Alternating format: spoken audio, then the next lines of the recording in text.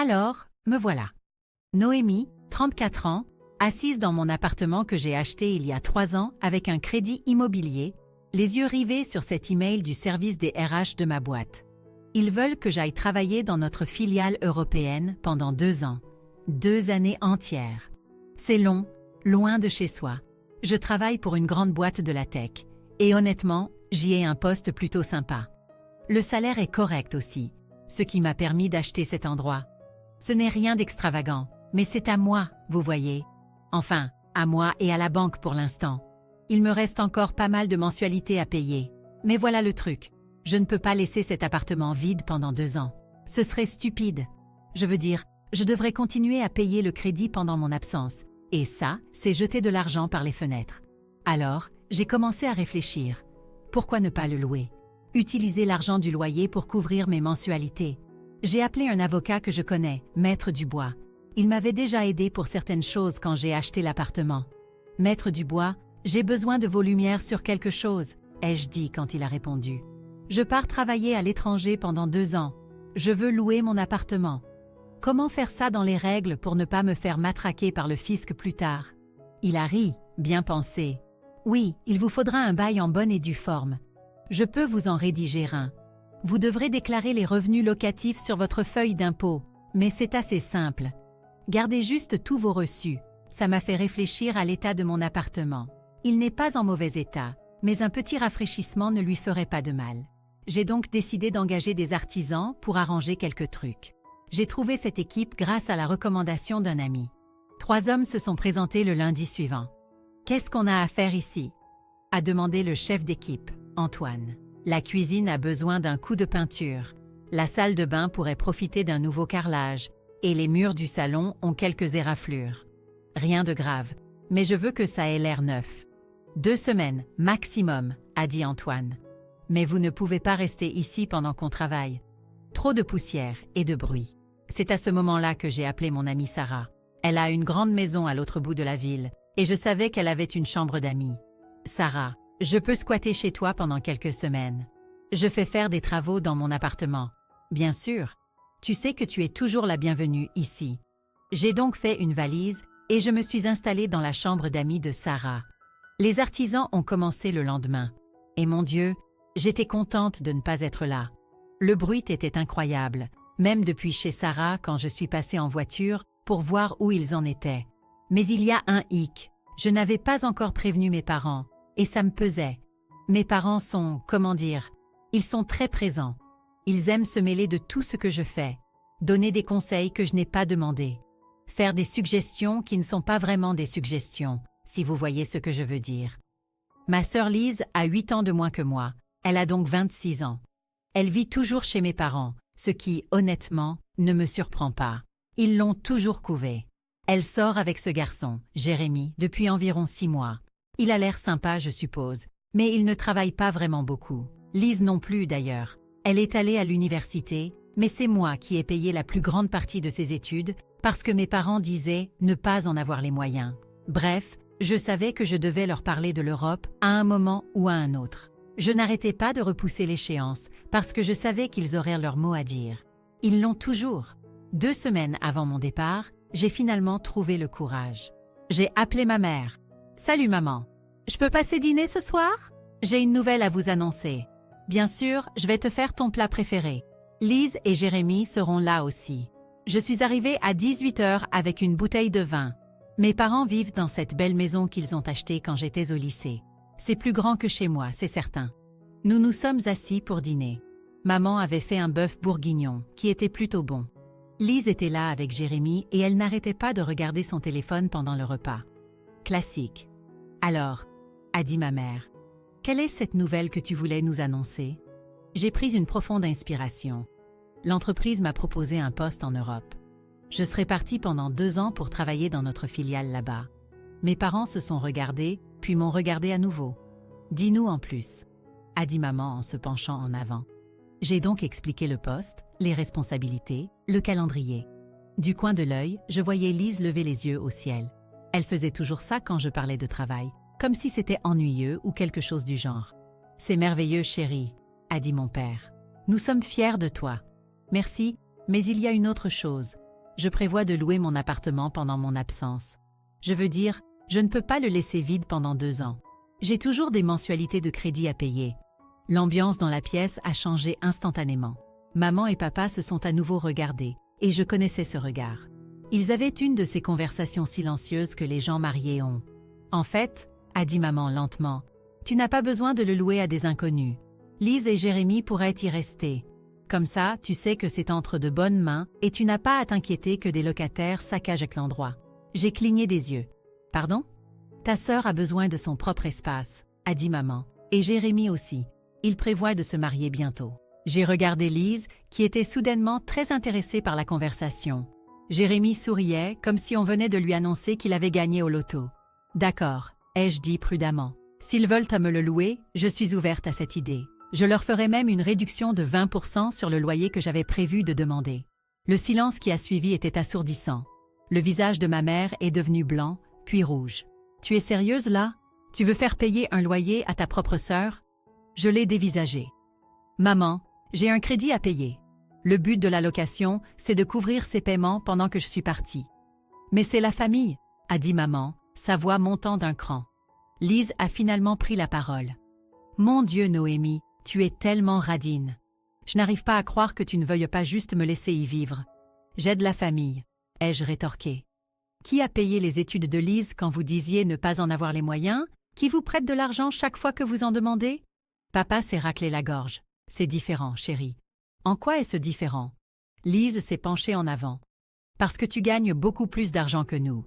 Tu peux te permettre de me laisser y vivre gratuitement. » J'ai senti ma tension artérielle monter. « Lise, je gagne plus d'argent parce que je me tue au travail et j'ai quand même des factures à payer. »« Nous avons besoin de cet argent, » a dit papa. « Nous économisons pour le mariage de Lise. Je l'ai regardé fixement et j'ai besoin d'un revenu pour payer mon crédit.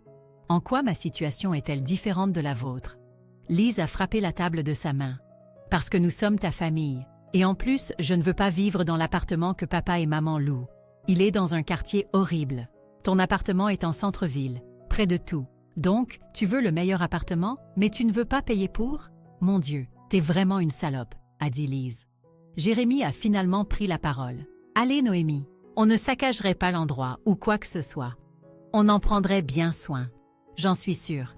Mais je ne dirige pas une œuvre de charité ici. » La pièce est devenue complètement silencieuse. On aurait pu entendre une mouche voler.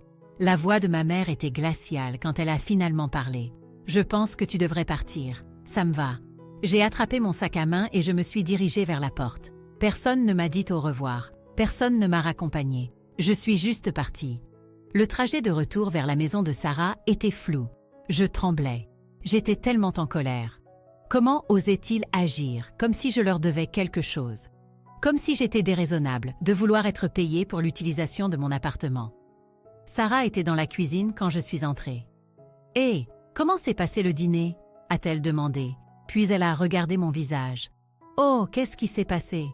Je lui ai tout raconté, chaque mot de la conversation. Sarah a secoué la tête. « Noémie, ma chérie, je déteste dire ça, mais ils ont toujours favorisé Lise. Même quand on était au lycée, c'était évident. Lise s'en sort avec tout, et on attend de toi que tu sois la responsable qui aide tout le monde. » Je me suis assise à sa table de cuisine et j'ai mis ma tête dans mes mains. « Tu as raison. Je sais que tu as raison. Mais ça fait quand même mal. » Sarah nous a préparé un thé à toutes les deux, et nous sommes restés là à parler jusqu'à presque minuit. Elle m'a rappelé toutes les fois au fil des ans où mes parents m'avaient demandé de l'argent, ou s'attendaient à ce que j'aide pour les dépenses de Lise, ou me traitaient simplement comme la banque de la famille. « Tu fais ce qu'il faut, » a-t-elle dit. « Ne les laisse pas te culpabiliser pour te faire changer d'avis. Je ne le ferai pas, mais mon Dieu, ça craint. » Les 3 jours suivants ont été calmes. Pas d'appel de mes parents, pas de SMS de Lise, rien. Une partie de moi était soulagée, mais une autre était aussi blessée. Comme s'ils ne pouvaient même pas essayer de comprendre ma position. Le 4e jour, je suis allée à mon appartement pour vérifier les travaux de rénovation. Les artisans avaient terminé et l'endroit était magnifique. De la peinture fraîche partout, de nouvelles installations dans la salle de bain, même de nouvelles poignées de placards dans la cuisine.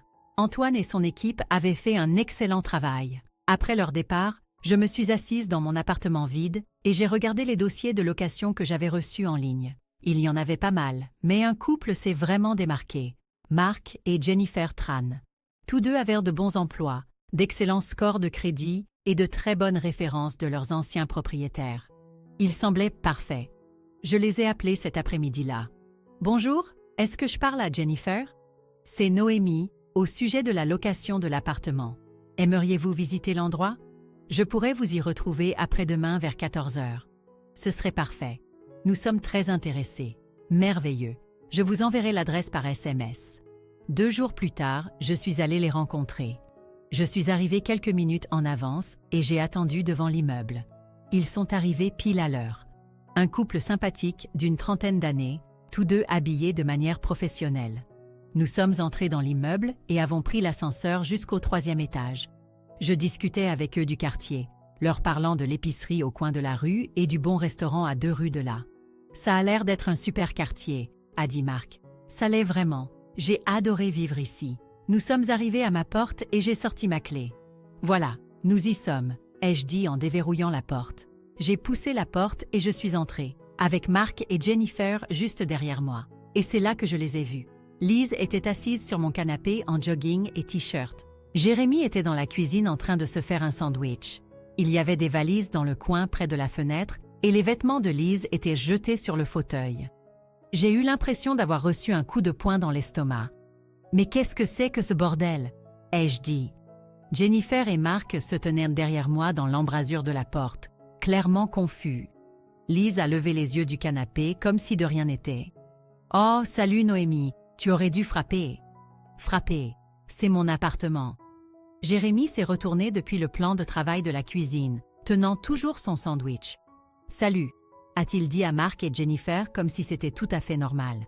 Mark et Jennifer se sont regardés, puis m'ont regardé. « a dit Jennifer doucement. « C'est un mauvais moment ?»« Non, ce n'est pas un mauvais moment, ai-je dit, ma voix devenant plus forte. Ces gens ne sont pas censés être ici. » Liz s'est levée. « En fait, si. Maman nous a donné la clé hier. Nous allons vivre ici pendant que tu seras partie. » Je l'ai dévisagée. « Elle a fait quoi? Le double des clés que tu lui as donné quand tu as acheté cet endroit? Elle nous l'a donné hier. On a emménagé la nuit dernière. » Mes mains tremblaient. Jennifer a touché mon bras. « Peut-être qu'on devrait revenir une autre fois, » a-t-elle dit doucement. « Non, attendez, » ai-je dit. Mais je pouvais voir sur leur visage qu'ils en avaient déjà assez. C'était trop bizarre, trop inconfortable. « On vous rappellera, » a dit Mark. Mais je savais qu'ils ne le feraient pas. Ils sont partis, et j'ai entendu leurs pas s'éloigner dans le couloir. Je me suis retournée vers Liz et Jérémy qui me regardaient tous les deux comme si c'était moi qui étais déraisonnable. « Sortez, » ai-je dit. « On ne va nulle part, » a dit Liz. « Maman a dit qu'on pouvait rester ici. » Jérémy a hoché la tête. « Ouais, et ne t'inquiète pas pour les charges ou quoi que ce soit. On s'est dit que tu pouvais continuer à les payer toi-même. » J'ai sorti mon téléphone et j'ai composé le numéro de ma mère. Mes mains tremblaient encore de colère. Et je sentais Liz et Jérémy me regarder de l'autre côté de la pièce. Maman a répondu à la 3e sonnerie. « As-tu vraiment donné la clé de mon appartement à Liz ?»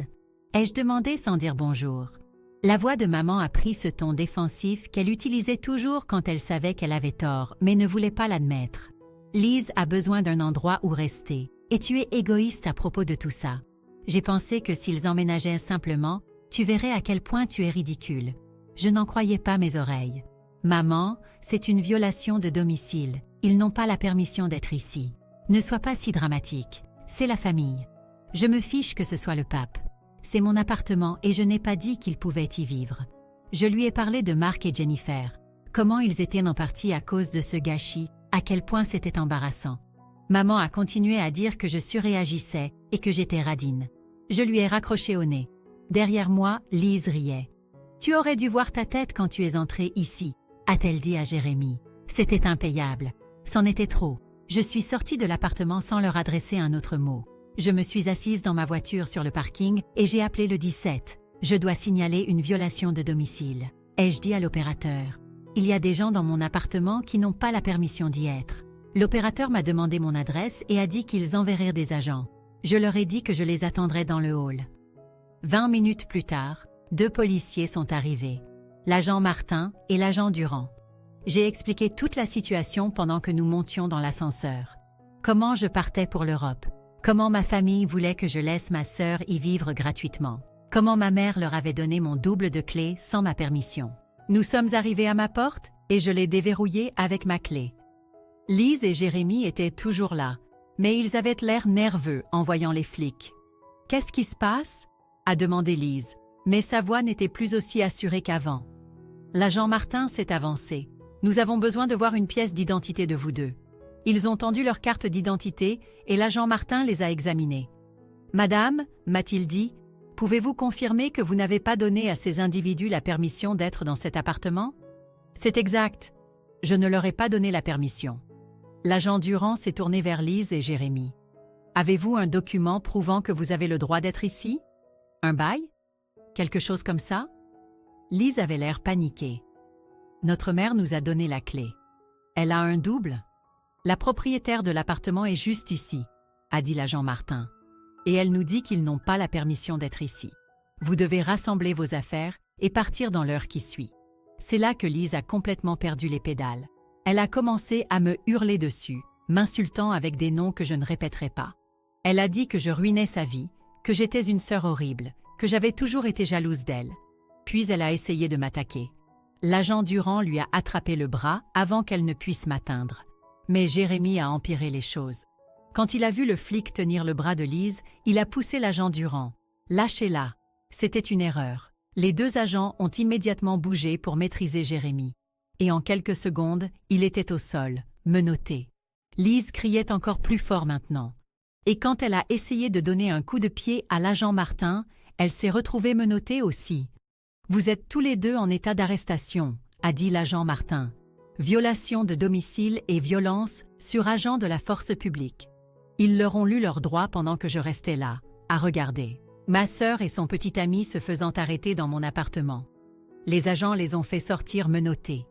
Lise hurlait encore pendant qu'ils l'emmenaient dans le couloir, mais maintenant elle pleurait aussi. Après leur départ, je me suis assise sur mon canapé et j'ai juste respiré 1 minute. L'appartement était calme, mais il y avait encore des preuves de leur brève occupation partout. Leurs vêtements, leurs valises, de la nourriture dans la cuisine. J'ai passé les 2 heures suivantes à remettre toutes leurs affaires dans leurs valises. Je n'ai pas été tendre. J'ai tout fourré dedans et j'ai fermé les sacs.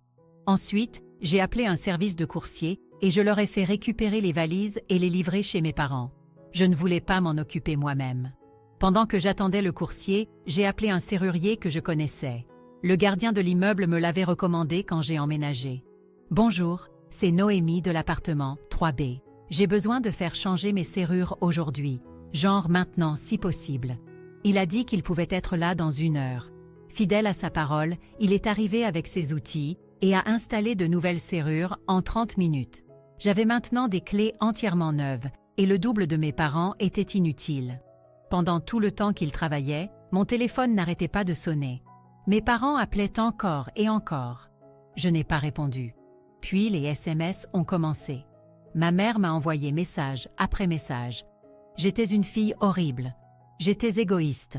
Je détruisais la famille. J'étais un monstre pour avoir fait arrêter ma propre sœur. Je n'ai répondu à aucun d'entre eux. Le lendemain matin, l'agent Martin m'a appelé. « Nous voulions vous informer que votre sœur et son petit ami ont passé la nuit au poste. Il demande si vous voulez porter plainte. » J'y ai réfléchi 1 minute. Une partie de moi le voulait, mais ils restèrent ma famille, même s'ils agissaient comme des idiots. Non, je ne veux pas porter plainte pour la violation de domicile. Mais ce que Jérémy a fait à votre collègue, c'est à vous de voir.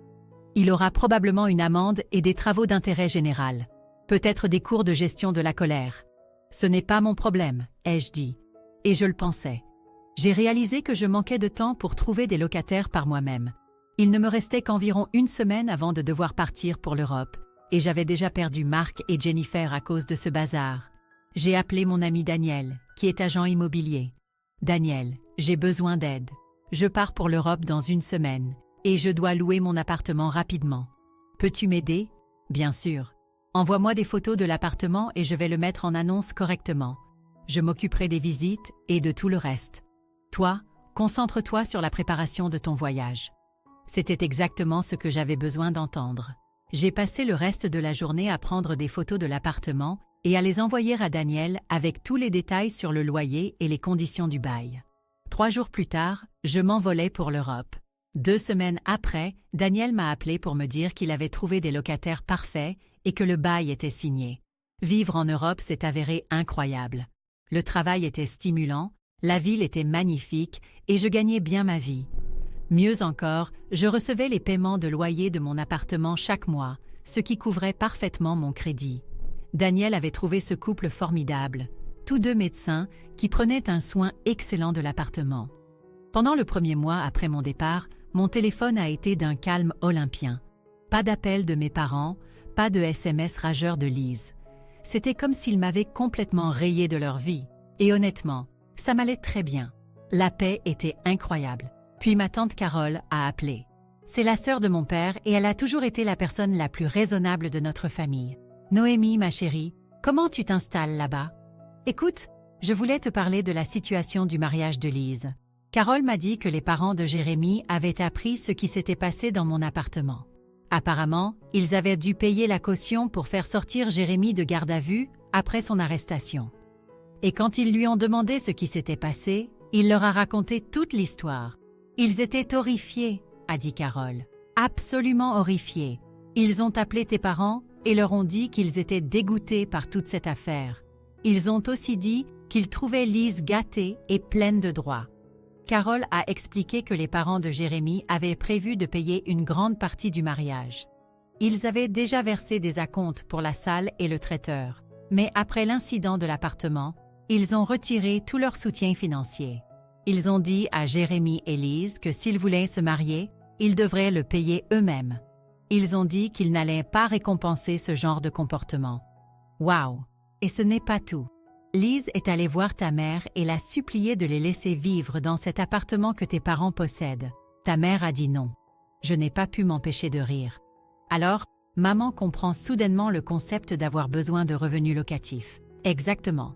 Lise a piqué une crise énorme à ce sujet. Elle a commencé à crier que ce n'était pas juste, que tes parents étaient tout aussi radins que toi. Elle a dit qu'elle et ta mère n'avaient pas du tout apprécié. Elles ont eu une dispute monstre et Lise est partie en claquant la porte. Elle et Jérémie vivent maintenant dans un minuscule studio et ils parlent à peine à tes parents. Carole m'a dit que toute la famille était pratiquement en guerre. Lise me reprochait d'avoir ruiné ses plans de mariage. Mes parents me reprochaient d'avoir causé tout ce drame. Et tout le monde était en colère contre tout le monde. Ta mère continue de dire que tout est de ta faute, a dit Carole. Elle m'a dit pas plus tard que la semaine dernière que si tu avais été une meilleure sœur, rien de tout cela ne serait arrivé. Une meilleure sœur? Tu plaisantes? Je lui ai dit qu'elle était ridicule. Tu as été plus que généreuse avec cette famille au fil des ans. La façon dont ils t'ont traitée était honteuse. Ça faisait du bien d'entendre quelqu'un de ma famille le reconnaître. Carole avait toujours été la voix de la raison. Comment s'en sortent Jérémie et Lise financièrement? Ai-je demandé. Pas très bien. Jérémie fait des petits boulots ici et là, mais rien de stable. Lise a trouvé un travail à temps partiel dans un magasin, mais elle déteste ça. Elle n'arrête pas de se plaindre de l'injustice de devoir travailler alors qu'elle devrait être en train d'organiser son mariage. A-t-elle essayé de trouver un vrai travail à plein temps? Tu connais Lise, elle n'a jamais été particulièrement motivée dans ce domaine. 3 mois plus tard, Carole a rappelé avec d'autres nouvelles. Les parents de Jérémie avaient apparemment essayé de se réconcilier avec lui, mais seulement s'il s'excusait auprès de moi et arrangeait les choses. Jérémie a refusé. Carole a dit qu'il avait dit qu'il n'avait rien fait de mal, que tu avais surréagi en appelant la police. Incroyable. Ses parents lui ont dit que tant qu'il n'assumerait pas la responsabilité de ses actes, il ne voulait plus rien avoir à faire avec lui. Alors maintenant, il a aussi perdu le soutien de sa famille. La relation de Lise et Jérémie devenait apparemment difficile. Le stress de ne pas avoir d'argent, pas de soutien familial et pas de plan de mariage pesait lourd. Ils se disputaient constamment. Lise a appelé ta mère en pleurant la semaine dernière, a dit Carole, la suppliant de te parler pour te convaincre de les aider d'une manière ou d'une autre. Qu'a dit maman? Elle a dit qu'elle n'allait pas t'appeler parce que tu avais clairement fait savoir que tu te fichais de la famille. Tant mieux, parce que je n'aurais pas répondu de toute façon. 6 mois après le début de ma mission en Europe, je m'épanouissais. Mon appartement générait toujours un revenu locatif stable. Mon crédit était payé à temps et je me constituais une belle épargne avec mon salaire d'expatrié. Le travail était intéressant et je m'étais fait de très bons amis parmi mes collègues internationaux. Je n'avais pas eu de nouvelles de mes parents ou de Lise depuis des mois, Et c'était exactement comme ça que je le voulais. Carole appelait encore toutes les quelques semaines pour prendre de mes nouvelles et me donner des informations, bien que j'ai arrêté de les demander. Je ne me souciais plus vraiment de ce qui arrivait à Lise et Jérémy. Ils avaient fait leur choix et maintenant ils en subissaient les conséquences. « Tu sais, » a dit Carole lors d'un de nos appels, « je suis fière de toi d'avoir tenu bon. Tes parents ont toujours attendu de toi que tu sois la responsable qui règle les problèmes de tout le monde. Il était temps que quelqu'un dise non. J'en avais juste marre qu'on profite de moi. Comme tu aurais dû l'être. Tu as travaillé dur pour ce que tu as. Personne n'a le droit de te le prendre, famille ou non. Maintenant, alors que je suis assise dans mon appartement européen, regardant les lumières de la ville, je ne ressens aucune culpabilité. J'ai fait le bon choix. On prend bien soin de mon appartement. Mes factures sont payées et je vis ma vie selon mes propres termes. Parfois, la famille n'est pas une question de sang.